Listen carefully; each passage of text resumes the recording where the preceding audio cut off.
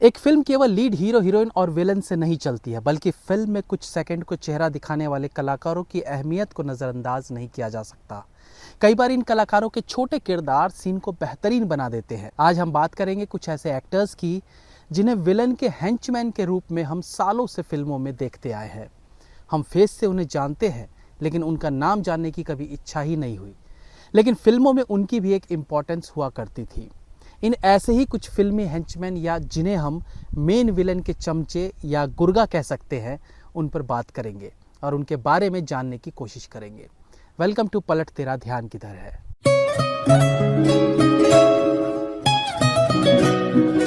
इस लिस्ट में सबसे पहले शुरुआत करते हैं एक्टर अली खान से, जिन्हें आपने अनेकों फिल्मों में जरूर देखा होगा। अगर इनकी प्रमुख फिल्मों की बात करें तो वो थी विश्वात्मा, खुदा गवाह, गदर, सरफरोश, कोहराम, इंडियन। मतलब करीब 150 बॉलीवुड फिल्मों में वो छोटे बड़े रोल्स कर चुके हैं।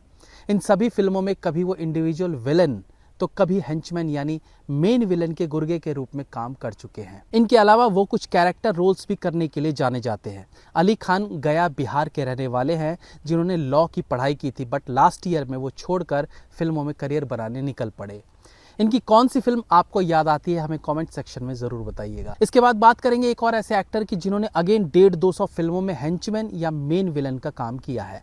इनका नाम है अमृतपाल। अक्सर इनके रोल्स छोटे होते हैं तो हमारा उनके बारे में जानने का उतना मन नहीं करता, बट यही लोग फिल्म के असली पिलर्स होते हैं। इनकी कुछ खास फिल्मों की बात करें तो वो थी वारिस, फरिश्ते, जुल्म की हुकूमत, आशिक आवारा, वीरगति, बॉर्डर, महाराजा। आखिर बार वो अनुष्का शर्मा की फिलौरी फिल्म में नजर आए थे, जिसके बाद उनका देहांत हो गया। जितेंद्र श्रीदेवी की जाल फिल्म से उन्होंने अपने करियर की शुरुआत की थी। हालांकि इससे पहले से वो फिल्मों में एक्टिव रहे थे, लेकिन बहुत छोटे रोल्स किया करते थे। पहली बार उन्होंने कैमरा फेस किया था 1960 की देवानंद की फिल्म काला बाजार में। इनके वारिस फिल्म में सरपंच गुरुशरण सिंह वाले किरदार को लोग आज भी याद करते हैं। इनके बाद बात करेंगे एक और ऐसे कैरेक्टर आर्टिस्ट के जिन्हें अगेन आपने अनेकों फिल्मों में छोटे छोटे रोल्स करते जरूर देखा होगा। इनका नाम है अनिल नागरथ। अनिल नागरथ को आपने टार्जन द वंडर कार, बादशाह, नो प्रॉब्लम, क्या कूल है हम, ऐतराज, खलनायक जैसी अनेकों फिल्मों में जरूर देखा होगा। ये नेगेटिव रोल्स से लेकर कॉमेडी और कैरेक्टर रोल्स करने के लिए जाने जाते हैं, जैसे कि डॉक्टर, लॉयर, पुलिस कमिश्नर इत्यादि।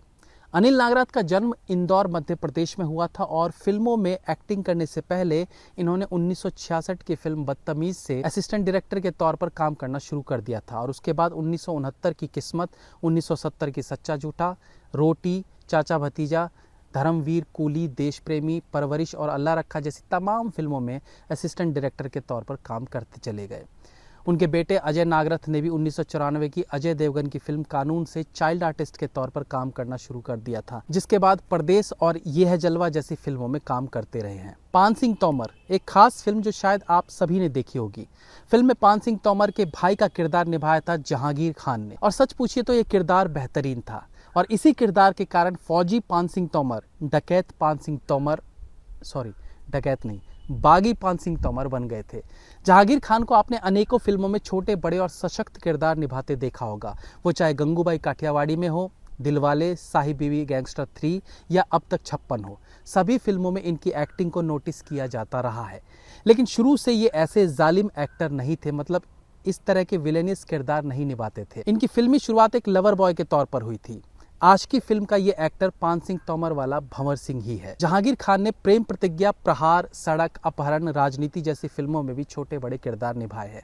उन्होंने 2008 की फिल्म हल्ला बोल में प्रोडक्शन कंट्रोलर के तौर पर भी काम किया है।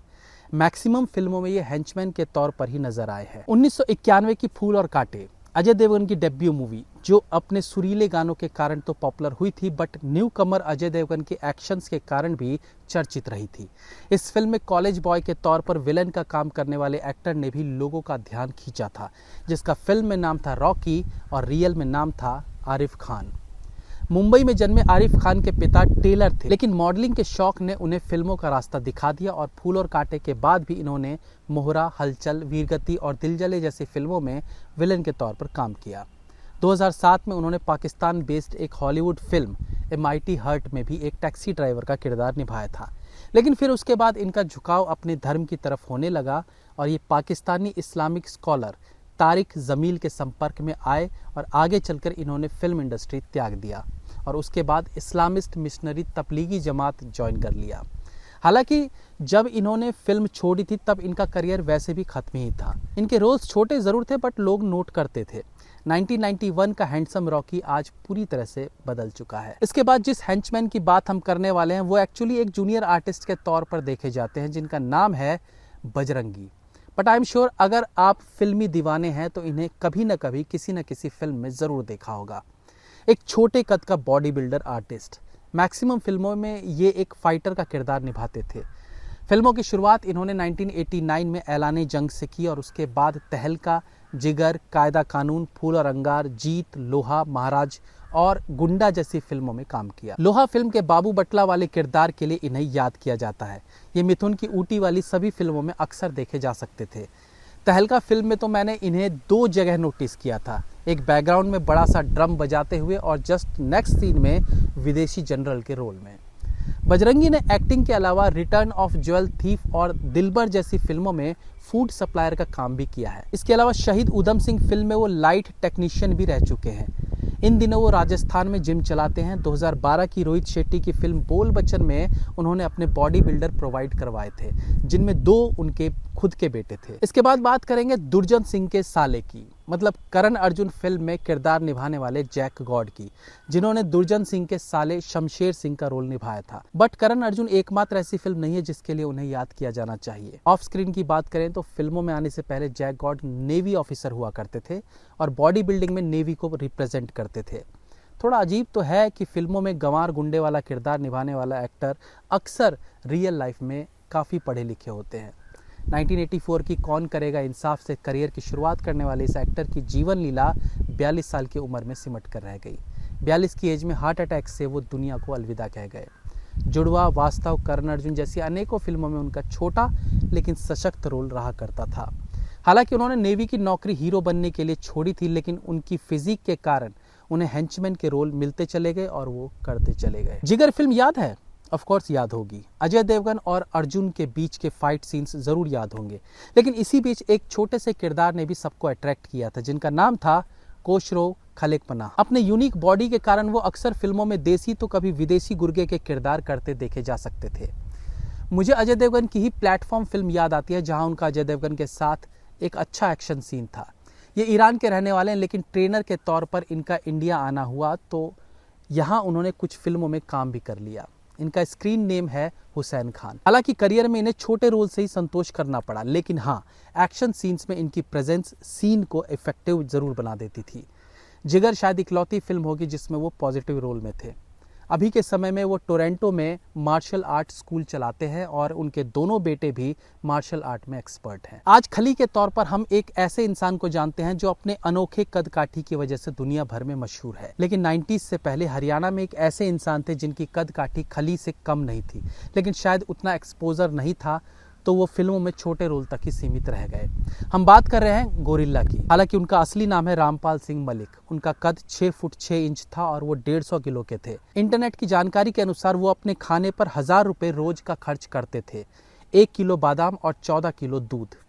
गोरिल्ला ने छोटे बड़े कई फिल्मों में किरदार निभाए थे। प्रमुख फिल्मों की बात करें तो वो थे फरिश्ते, तहलका और वीराना। त्रिमूर्ति फिल्म की शूटिंग के दौरान उन्हें गैंग्रीन हो गया और बीमारी में भी वो अपना काम करते रहे। उन्होंने बीमारी को नज़रअंदाज किया और फिर उन्हें तेज़ बुखार हुआ और वो चल बसे। बाद में उनका वाला रोल एक दूसरे एक्टर अनिरुद्ध अग्रवाल ने किया। अनिरुद्ध अग्रवाल के बारे में हमने एक पुरानी वीडियो में बात की है, तो शॉर्ट में आपको बता दें कि 80s की हॉरर फिल्मों में अनिरुद्ध सामरी वाले रोल निभाया करते थे। उन्होंने सेम रोल कई बार निभाए थे। बाद में उन्हें बैंडिट क्वीन जैसे बेहतरीन किरदार निभाने का मौका मिला। वो कद बढ़ने वाली एक बीमारी से ग्रसित थे जिसके कारण उनकी हाइट काफी थी। एक इंटरेस्टिंग बात यह थी कि एक गैंगस्टर मोहम्मद इकबाल भी सेम बीमारी से पीड़ित था और उसका कदकाठी भी बहुत ऊंचा था। इवन पुलिस भी अनिरुद्ध अग्रवाल और मोहम्मद इकबाल के बीच कंफ्यूज हो जाते थे। आम लोगों को लगने लगा था कि अनिरुद्ध ही मोहम्मद इकबाल है और वो अंडरवर्ल्ड में काम करता है। जब पुलिस ने मोहम्मद इकबाल का एनकाउंटर किया तो ये अफवाह फैल गई थी कि एक्टर अनिरुद्ध अग्रवाल मारा गया। ये लिस्ट बहुत लंबी है, बट अगर आप यहाँ तक वीडियो में पहुँचे हैं तो हमें कमेंट में ज़रूर बताइएगा, ताकि अगर ये आपको अच्छा लगा हो तो हम इसका सेकंड थर्ड पार्ट भी ज़रूर लाएंगे। रिसर्च करने में ऑनलाइन कुछ वेबसाइट्स का धन्यवाद जिससे हमें ये जानकारियाँ मिल पाई हैं। That's all for today friends, be safe, have fun. मिलते हैं अगली बार फिर किसी नए एपिसोड के साथ, तब तक के लिए